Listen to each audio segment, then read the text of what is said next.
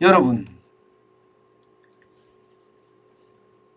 대러시아 경제 제재, 대한민국에게는 충격이 별로 없다고 정부가 말을 했지만 이게 유가부터 시작해서 명태값까지 영향을 굉장히 광범위하게 미치는 것 같습니다. 제가 늘 말씀을 드렸지만 정부가 이런 해외 변수가 하나 터졌을 때 무조건 안심시키는 것만이 능사는 아닙니다. 저는 정부가 알려줄 때 우리 경제에 어떤 영향을 덜 미칠 거다 이렇게 이야기한다는 자체가 제한적이다 이런 말 자체가 어쩌면 국민을 안심시킬지는 모르지만 만약에 현실이 드러나게 되면 그 충격은 더 커진다는 사실도 알아야 된다고 생각합니다. 저는 이 서방의 대러시아 경제 제재 우리에게 미치는 영향 저는 정부가 이야기했던 것처럼 제한적이라고 저는 생각하지 않습니다. 안 그래도 어려운 우리 경제의 또 하나의 악재라고 생각해요. 또 하나의 악재. 왜 그렇게 생각하나 하면요. 여러분 보세요. 러시아산 명태 가격 상승률이 11.7%나 올랐습니다. 11.7%. 엄청나게 많이 올랐죠. 11.7%면 우리 소비자 물가 상승률이 2월에 3.7%라면 지금 몇 배 오른 겁니까? 거의 4배 가까이 올랐다는 거잖아요. 거의 4배. 4배 가까이 올랐다는 것은 여러분 우리 밥상 물가 이제는 명태 올리지 못한다는 이야기예요. 우리 동태찌개 못 해먹는다는 이야기예요. 생태찌개 못 해먹는다는 이야기예요. 그래서 제가 밥상마저 뒤엎다 이렇게 표현을 다른 겁니다. 그만큼 말입니다. 러시아산 명태 가격 상승률이 지금 그 어느 때보다 올라간다 이런 얘기. 그런데 명태만 올라가느냐? 그게 아니에요. 보시다시피 명태는 11.7%가 올랐죠. 냉동은 4%가 올랐어요. 그러나 대게 보세요. 러시아산 대게 22.8%가 올랐습니다.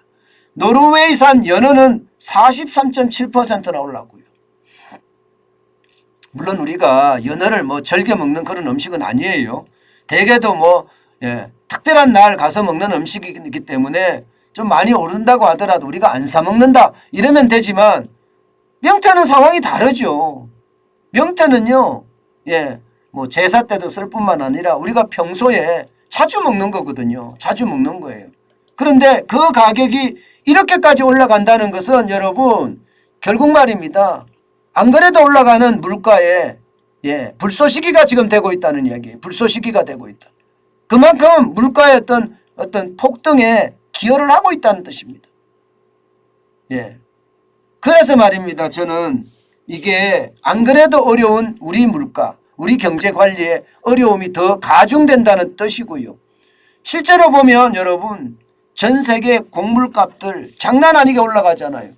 제가 식량 위기라는 표현을 썼을 정도로 지금 세계 식량 가격 지수는 최고치입니다. 역대 최고치 140.7이에요. 140.7. 그 어느 때보다 지금 많이 올라가거든요. 지난해 같은 달하고 비교해 보면요. 24.1%나 올라갔습니다. 24.1%. 그야말로 폭등이라고 이야기할 수 있죠. 이게 엄청나게 올라갔다는 이야기예요. 엄청나게 올라갔다. 그만큼 말입니다. 지금 충격의 도가 점점 강해진다는 이야기고요. 여기다가 말입니다. 외식 산업의 어떤 물가지수 보세요. 외식 산업의 물가지수는 이 파란색입니다. 107.39를 기록하고 있습니다. 그야말로 외식도 그 어느 때보다 많이 올라간다. 2021년 1월만 하더라도 100.9였던 것이 지금 2022년 2월에는 107.39예요. 이렇게 외식의 물가가 올라갈 수밖에 없는 이유, 문재인 정부의 경제정책이 실패해서 그렇습니다. 무슨 얘기냐? 최저임금 올렸잖아요. 게다가 이제 전기요금, 공공요금 다 올라가면 외식 물가 더 올라갈 수밖에 없어요. 지금 문재인 정부는 본인들이 책임을 안 지고자 말입니다. 다 미뤘습니다. 다 미뤘어요. 다음 정부로. 진짜 무책임한 정부예요. 진짜 무책임한 정부예요. 나는 해도 되고 남은 안 하면 안 되는 아마 말입니다. 야당이 만약에 집권을 한다면 그들은 무슨 말 할까요? 저는 궁금해요. 그들이 무슨 말 할지. 결국 말입니다. 이게 외식 물가라는 게 최저임금 올랐잖아요. 거기다가 식료품 가격 다 올랐죠. 공산품 가격 다 올랐죠. 여기다가 식자재 뭐 엄청나게 올랐습니다. 인건비는 말할 것도 없고 여기다가 주 52시간제까지 도입을 했어요.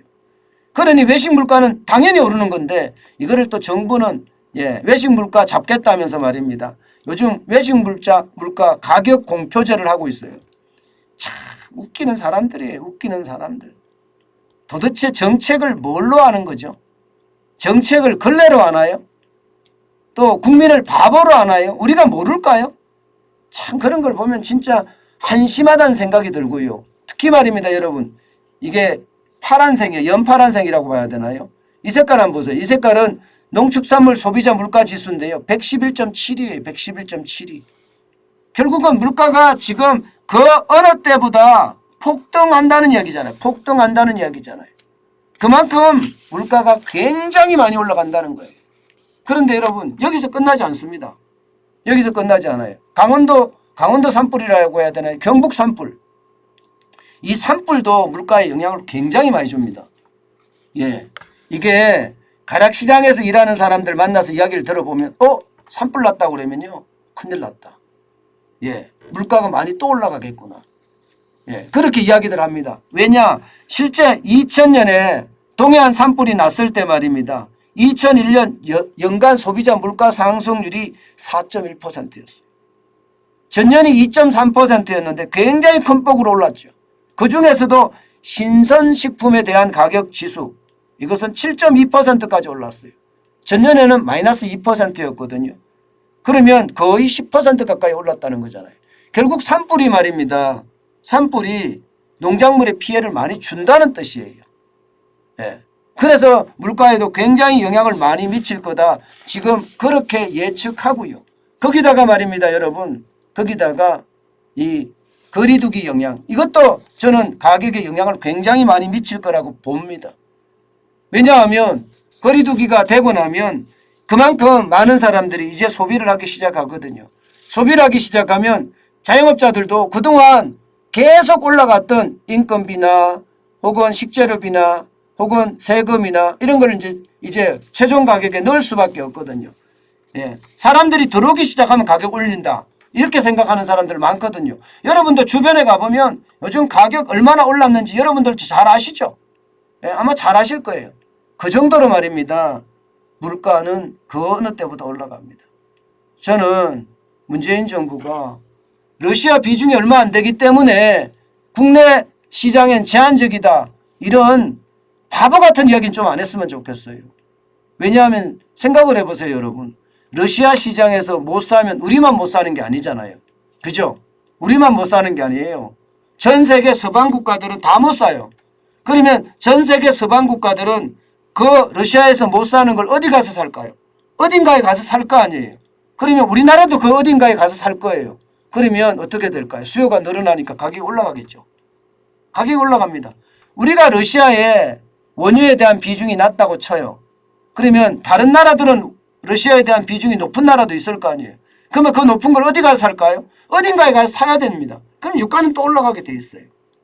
저는 그렇기 때문에 우리나라에 미치는 영향이 제한적이다. 이런 표현은 저는 어울리지 않는다고 봅니다. 오히려 말입니다. 국민들이 러시아에 대한 비중은 적지만 이게 전 세계에 대한 전 세계가 러시아에 대한 제재를 하기 때문에 우리 시장에도 미치는 영향이 클 수밖에 없다.